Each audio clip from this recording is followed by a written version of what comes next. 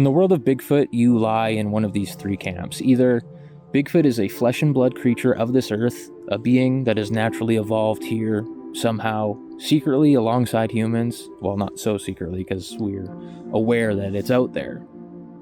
We haven't been able to prove it, though.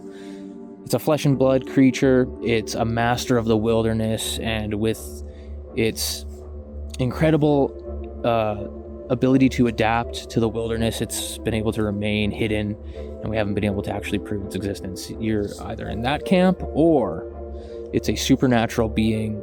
It has the ability to appear and disappear out of this reality. It can shift its frequency maybe to, remain just out of our perception. But sometimes it slips into this reality and we see it, and we have these weird encounters where we experience this creature that, has perplexed people for hundreds of years. And the third camp is that it is a being that has come from outer space or another world. It's an extraterrestrial being of some kind, or a product of ET experiments. That is probably the most far-fetched idea or theory. Ben Walgate from 401 Files, he recently posted a video, and there's a segment in that video where I kind of talk very briefly about the idea of, I guess, acknowledging that these other crazier theories could be a reality. So at the end of this video, go over to Ben's channel, 401 Files, and have a look at that and show some support for him. But as you get into the subject of Bigfoot, you realize that there really is, a level of credibility to some of these experiences. I'm not a fan of closing myself off to the ideas, to the possibilities. Mountain Beast Mysteries has always just been about having an open mind, remaining open to the possibilities, and exploring.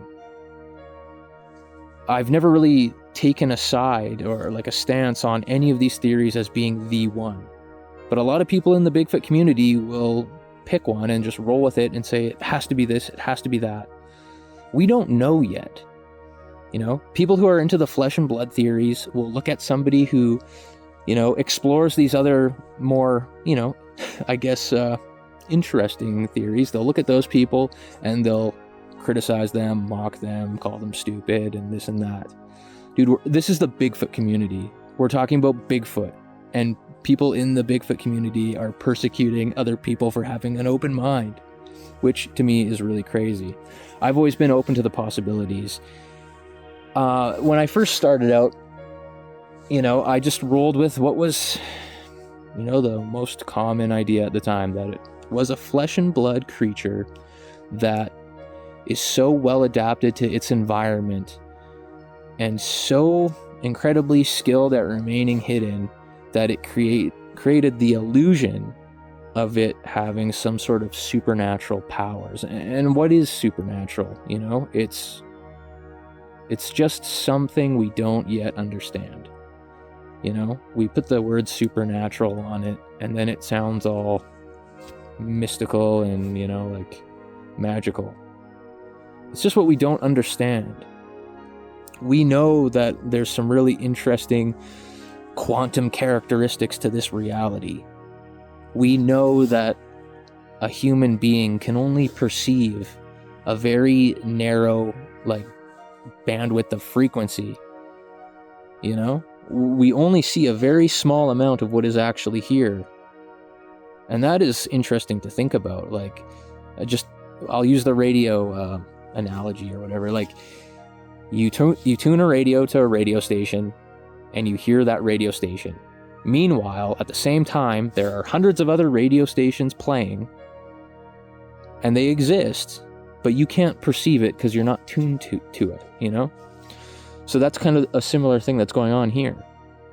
And it's interesting to think about that because, we have the ideas of parallel realities. Maybe there's a reality that exists where I'm not making videos about Bigfoot and UFOs and whatnot. It is very possible that while we're here in this world, existing in this reality, it is possible that at the very same time, on a frequency that's a little bit off, that we can't perceive, there's an entirely different civilization occupying this same space that we just can't perceive, full of beings that reside there in the same space. That is a possibility. So it is possible that Sasquatch is a being that, for the most part, resides in a frequency just beyond our perception. And, frequencies shift. Sometimes, let's take a person, for example. Sometimes a person can be in a really good mood. They're, on a really high frequency. A person can also be in a really bad mood and be at a very low frequency. So there's like a range that you can shift through based on your emotions and your thoughts. You can, vibrate at different frequencies. Sasquatch could probably shift its frequencies as well. And I've talked about this kind of before, like maybe there's a chance that Sasquatch can either intentionally shift its frequency to exist in this reality whenever it wants, briefly, or like for a prolonged period of time, or maybe it's something that it can't control. And sometimes it's in this reality and sometimes it's just not. And it's just in its nature to slip in and out. You don't, when you go through the day or the week, you're not at the exact same frequency. Your moods change. Sometimes you're happy, sometimes you're sad. And that's that. But maybe whatever this Bigfoot is, its frequency range is more, like it's bigger and it can shift in and out. And sometimes it's here and sometimes it's not. Like, you look at the Patterson footage. I think that footage is real. I think Patty's a real Sasquatch creature. I think Bigfoot is real. And you'd be wondering, like, how can that creature be on that film? That's a physical creature. It left those tracks. It's a flesh and blood creature. Like, if you think about the paranormal, if you think of ghosts and all that kind of stuff, for a brief moment in time, they're visible to you. Or you can hear them for a brief moment in time. You can perceive them briefly. I'm a believer in the paranormal, just from personal experience. And like, if you think of poltergeist activity, you have some sort of strange anomaly, some sort of entity or some sort of being that is usually beyond our perception, that it has the ability to physically manipulate the environment, to move things around. So Sasquatch could be the same thing. Like, sometimes it can physically manipulate the environment and it can leave tracks. It just depends on what frequency it's in. So if it's in our range of frequencies that we can perceive, then we'll experience it. And sometimes, it's not. People will have experiences where they have rocks thrown at them, they have pine cones thrown at them, they hear whistles and all sorts of weird chatter and whatnot. Yet they will never see the creature. They will never see it. Back in the day when I made that Supernatural Sasquatch documentary video here on YouTube, I ended up calling it that, the Supernatural Sasquatch, because of the experience I had in that film. I wasn't going out to make a documentary called the Supernatural Sasquatch. It was like, I wasn't even planning on making a film, but that experience happened where the guy in the video, his name's Wade, he was 100% like a believer that there was something on his property, because he said he saw it. He said he actually saw the creature, a physical Sasquatch creature. When I went there in the night, there was a trackway through his yard, like that looked like humanoid type tracks, like barefoot tracks, going through the snow, really far apart, like really long strides. And there's a moment in that film where we heard something run towards us behind. It was kind of like behind his house. Behind his house, it was an acreage. There was a slope. It went downhill, and at the bottom of it, there was like a creek where there was like a beaver dam and whatnot. But it was dark out. There was lots of trees, but right behind the house, like it went down, and it was like a slope, and something was running up that slope towards us, and it sounded like it was on 2 feet, and then it made the sound of a horse, and that was really confusing. And Wade was scared. Like, he was scared. When we heard that thing running towards us, I looked at him, And the look on his face was of the most genuine terror that I have ever seen on anyone's face. And I like, my heart was racing because it did really sound like something very large was running up that hill towards us. Yet we never saw anything, and it was close. Like, it seemed really, really close. And when we went back there in the daylight afterwards, because there was snow on the ground, we wanted to look for tracks, right? We wanted to see if there were horse tracks around. There was not a single sign of horse anywhere on that guy's property. And even like where that slope was, where that thing should have been running up towards us, where we heard it, there wasn't a track of any kind. But I'm telling you, there was something there, and it was huge.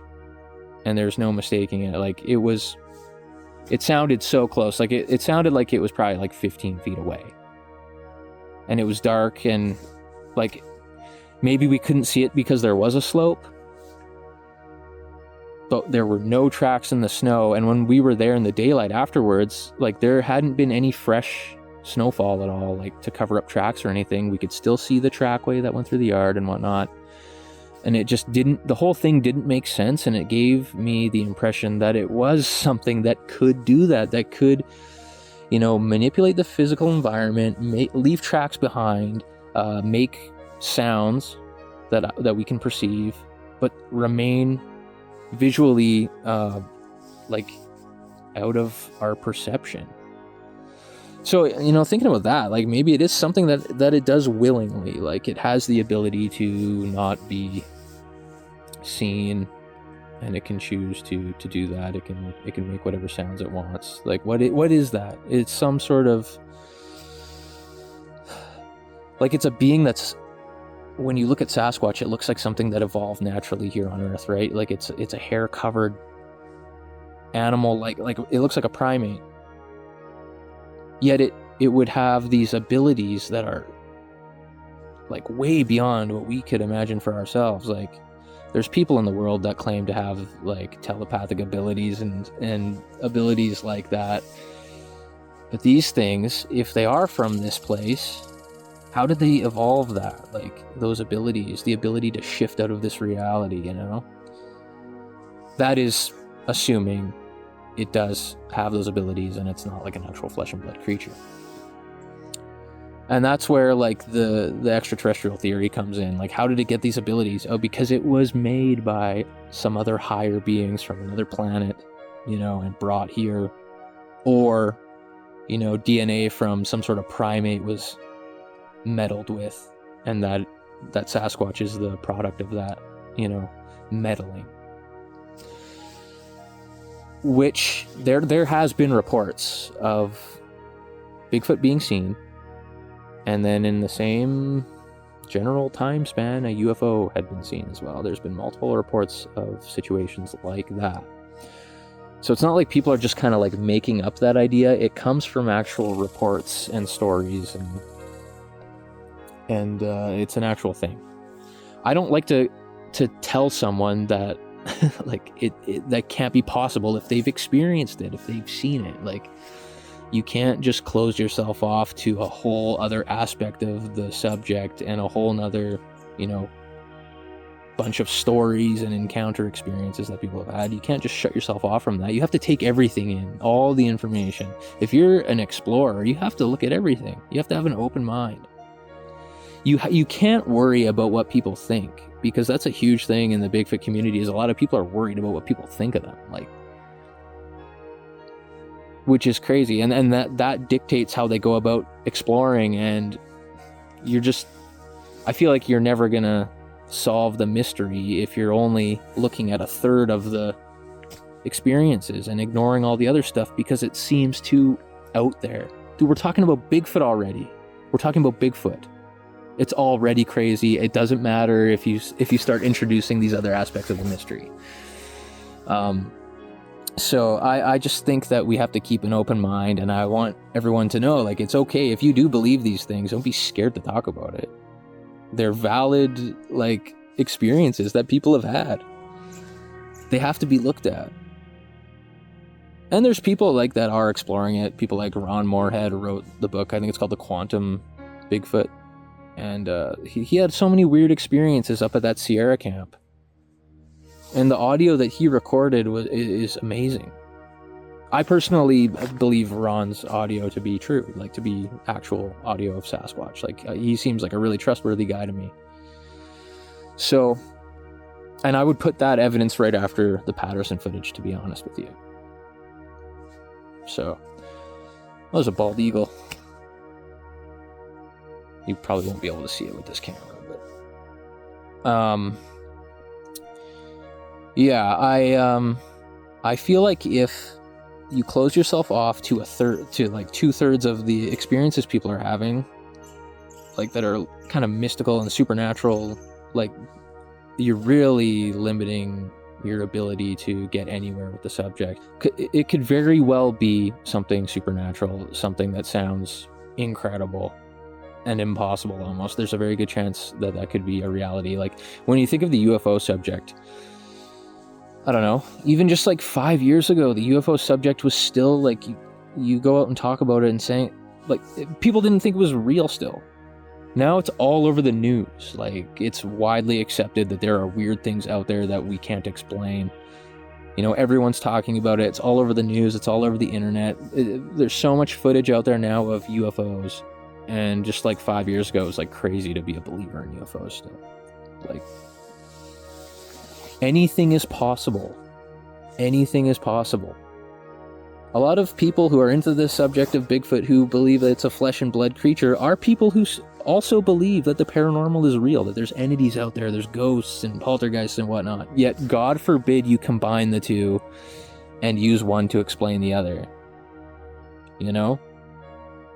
We don't know what's out there. We still don't know what Bigfoot is. The people who are at the top of the Bigfoot community with all the resources and all the knowledge, like, they still haven't brought in a body and proved Bigfoot exists. And I don't think they will if they remain closed-minded. I think there's a very good chance that we're going to find out that it's something more. So keep an open mind. Don't be afraid of what people say, and don't be afraid of people judging you for what you think, because you're allowed to think. And you're allowed to have an open mind, you're allowed to theorize, and you're allowed to, you know, have whatever ideas you want and conduct your research the way you want to. That's all for this video. Thanks for watching. We'll see you next time on Mountain Beast Mysteries.